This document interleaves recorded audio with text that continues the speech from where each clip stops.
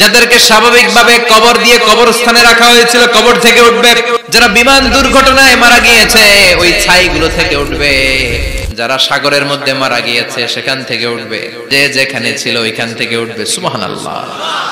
লক্ষ লক্ষ মানুষ উঠে বলবে আমাদের ঘুম ভাঙাইলো কে?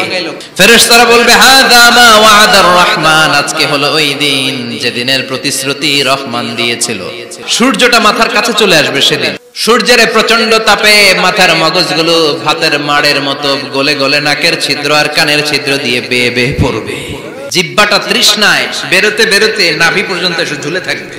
মা তার মেয়েকে দেখে দৌড়ে পালাবে, বাবা তার কলিজার টুকরা ছেলেরে চিনবে না। ও আয়েশা, দিনটা এত ভয়ঙ্কর হবে, বাঁচাও বাঁচাও ইয়া নফসি ইয়া নফসি বলে একবার ওই বিপদের দিনে মানুষ যে আকাশের দিকে এরকম তাকাবে, কার গায়ে জামা আছে কার গায়ে জামা নাই, ওই কথা মুহূর্তের মধ্যে ভুলে যাবে রে আয়েশা।